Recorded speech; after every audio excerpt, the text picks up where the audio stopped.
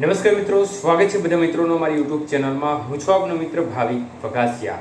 તો મિત્રો, ખાસ કરીને આ વિડીયોના માધ્યમથી આપણે વાત કરવાની છે આગામી દિવસોની અંદર હવામાન કેવું રહેશે, ગુજરાતના ભાગોમાં વરસાદની શક્યતાઓ કેવી રહેશે અને સિસ્ટમની હાલની સ્થિતિ શું છે. સંપૂર્ણ માહિતી જોઈએ તે પહેલા જે પણ મિત્રો નવા છે તે ચેનલને સબસ્ક્રાઇબ કરી લેજો. તો મિત્રો, સિસ્ટમની સ્થિતિ વિશે વાત કરીએ તો જે યુએસસી છે, upper air cyclonic circulation system, જે ગુજરાત ઉપર હતી તે હવે નબળી પડી અને યુએસસી થઈ ગઈ છે અને હવે મધ્ય રાજસ્થાનના ભાગો નજીક જોવા મળી રહ્યું છે. અત્યારની જે અપડેટ છે તે મુજબ જોવા જઈએ તો સિસ્ટમનો ટ્રફ હજી સુધી પણ ગુજરાતના ભાગો પર આવી રહ્યો છે. મિડ લેવલમાં ભેજ પણ સારો એવો છે, પરંતુ હાલની જે મોડેલોની ગતિવિધિ છે તે મુજબ સિસ્ટમો છે તેનો રન હોય તે પ્રકારની સ્થિતિ દેખાતી નથી. મતલબ કે અત્યારે ટ્રફ હજી પણ ગુજરાતના ભાગો પર દેખાઈ રહ્યો છે, પરંતુ તે મુજબનું વાતાવરણ જોવા મળી રહ્યું નથી. એટલે મોડેલો અને સેટેલાઇટમાં મતાંતર હોય તે પ્રકારની શક્યતાઓ અત્યારે દેખાઈ રહી છે. તો મિત્રો, ખાસ કરીને હવે આગામી દિવસોની સ્થિતિ વિશે વાત કરીએ તે પહેલા ચોમાસુ ધારીની સ્થિતિ જોઈએ તો એ નોર્મલ પોઝિશન પર છે. રાજસ્થાનના શ્રી ગંગાનગરથી પસાર થઈ રહી છે અને ત્યારબાદ તે છેક બંગાળની ખાડીના ભાગો સુધી, બરેલી પટના થઈ અને બંગાળની ખાડીના ભાગો સુધી જઈ રહી છે.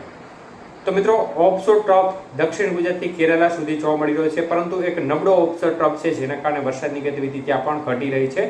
ત્યારે આગામી દિવસોની સ્થિતિ વિશે વાત કરીએ તો ગુજરાત રીજનના ભાગોમાં વરસાદની ગતિવિધિ છૂટાછવાયા ભાગોમાં જોવા મળી શકે છે અને ઝાપટાથી માંડી હળવા વરસાદની શક્યતાઓ અમુક દિવસે રહેશે. અમુક વિસ્તારમાં, બધા વિસ્તારમાં વરસાદ નહીં પડે, છૂટી છવાઈ વરસાદની ગતિવિધિ રહેશે. દક્ષિણ ગુજરાતના ભાગોમાં આગામી 10 તારીખ સુધીના સમયગાળા દરમિયાન ઝાપટા, હળવો મધ્યમ વરસાદ છૂટાછવાયા ભાગોમાં ચાલુ રહેશે. મધ્ય પૂર્વ ગુજરાત અને ઉત્તર ગુજરાતના ભાગોમાં એકાદ બે દિવસ સુધી હજી વરસાદની ગતિવિધિ વધઘટ સાથે થોડી જોવા મળી શકે છે, પરંતુ કોઈ મોટો વરસાદ થાય તે પ્રકારની શક્યતાઓ અત્યારે ઓછી જણાઈ રહી છે. છૂટો છવાયો વરસાદી માહોલ ઉત્તર ગુજરાતના ભાગોમાં જોવા મળી શકે છે. સૌરાષ્ટ્રના ભાગોમાં હજી પણ એકાદ દિવસ સુધી પશ્ચિમ સૌરાષ્ટ્ર, ઉત્તર સૌરાષ્ટ્ર અને ખાસ કરીને પૂર્વ સૌરાષ્ટ્રના ભાગોમાં છૂટી છવાઈ વરસાદની ગતિવિધિ સીમિત વિસ્તારોમાં જોવા મળી છે. હળવા મધ્યમ ઝાપટા, અમુક વિસ્તારમાં હળવો વરસાદ પણ પડી શકે છે.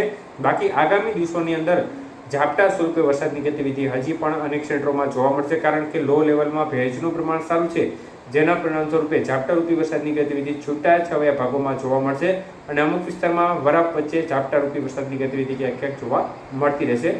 આગાહીના જે દિવસો છે તેમાં અમુક દિવસે સંપૂર્ણપણે વરાપ જેવું પણ જોવા મળશે.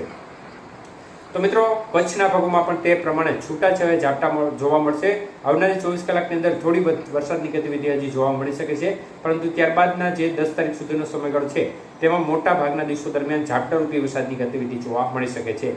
ત્યારે મિત્રો, ખાસ કરીને એક હલચલ 9 તારીખે આજુબાજુ દેખાઈ રહી છે અને જો આ મુજબ બને તો અમુક મોડેલોની પ્રમાણે સ્થિતિ પ્રમાણે જોવા જઈએ તો દિલ્હી નજીક એક સિસ્ટમ બને અને તે મજબૂત થાય અને ગુજરાત નજીક આવે તે પ્રકારની શક્યતાઓ અમુક મોડેલો મુજબ જોવા મળી રહી છે. જોકે હજી મોડેલોમાં મોટો ફેરફાર મતાંતર જોવા મળી રહ્યા છે. બધા મોડેલો આ બાબતે સહમત નથી.